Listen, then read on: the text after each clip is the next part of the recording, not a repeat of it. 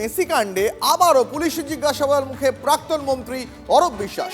পুলিশের তলবে প্রাক্তন ক্রীড়ামন্ত্রীর বিধাননগর দক্ষিণ থানায় হাজিরা, প্রভাব খাটিয়ে 22,000 টিকিট হাতানোর অভিযোগ। সরাসরি এই মুহূর্তে কি পরিস্থিতি জানতে চাইবো আমাদের প্রতিনিধি প্রদীপ্তর কাছ থেকে। তবে আরও একবার আপনাদের এই মুহূর্তে জানিয়ে রাখবো, মেসি কাণ্ডে এবার পুলিশের তলবে আবারও সাড়া দিলেন অরূপ বিশ্বাস। পুলিশের তলবে প্রাক্তন ক্রীড়ামন্ত্রী বিধাননগর দক্ষিণ থানায় হাজিরা দিয়েছেন এই মুহূর্তে, প্রভাব খাটিয়ে 22,000 টিকিট হাতানোর অভিযোগ তার বিরুদ্ধে। উদ্যোক্তাকে কি ভয় দেখিয়েছিলেন তৎকালীন ক্রীড়ামন্ত্রী জানতে আজ ফের অরূপকে তলব পুলিশের। 3বার তলব এড়ানোর পর থানায় হাজিরা দেন অরূপ। যুবভারতীতে মেসি ম্যাচে বিশৃঙ্খলার ঘটনায় অরূপের বিরুদ্ধে এফআইআর দায়ের করা হয়। আমাদের প্রতিনিধি প্রদীপ্ত আমাদের সঙ্গে রয়েছে এই মুহূর্তে। প্রদীপ্তর সঙ্গে সরাসরি কথা বলবো। প্রদীপ্ত, আজ অরূপ বিশ্বাসের কাছ থেকে পুলিশ কি জানতে চাইবে মূলত?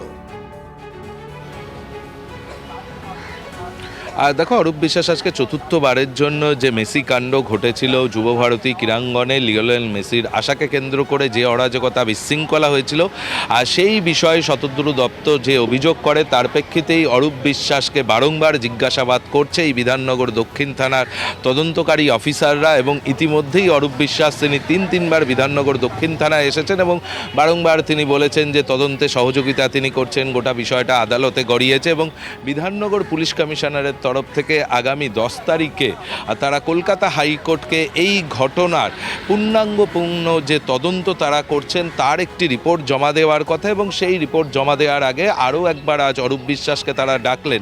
এবং মূলত যে বিষয়গুলো জানা যাচ্ছে তা হলো, সাধারণত সবথেকে বেশি যার সিকিউরিটি থাকে বা যিনি পদমর্যাদার ক্ষেত্রে পদমর্যাদায় তিনি বেশি সর্বোচ্চ স্থানে থাকেন, তার যদি সিকিউরিটি থাকে তাহলে সেক্ষেত্রে কিন্তু সেখানে অন্য কারোর নিরাপত্তারক্ষী বা সিকিউরিটির প্রবেশ করার অধিকার নেই। সেই জায়গা থেকেই তদন্তকারীরা জানতে চাইছেন যে সেদিন 22,000 টিকিট অরূপ বিশ্বাস প্রভাব খাটিয়ে শতদ্রু সংস্থার থেকে নিয়েছিলেন মেসি ইভেন্টের দিন, যে অভিযোগটা আয়োজক করছেন।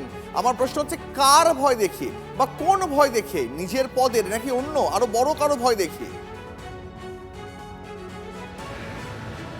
আর দেখো, সেই বিষয়গুলো নিশ্চিত হতেই বারংবার অরূপ বিশ্বাসের কাছ থেকে জানতে চাইছেন তদন্তকারী অফিসাররা যে শুধুমাত্র তিনি রাজ্যের ক্রীড়ামন্ত্রী নাকি তিনি অন্য কারোর নাম ভাঙিয়েছিলেন, তিনি কি তৎকালীন প্রশাসনের যিনি সর্বোচ্চ কর্ত্রী ছিলেন তার নাম ভাঙিয়েছিলেন নাকি অন্য কেউ রয়েছেন।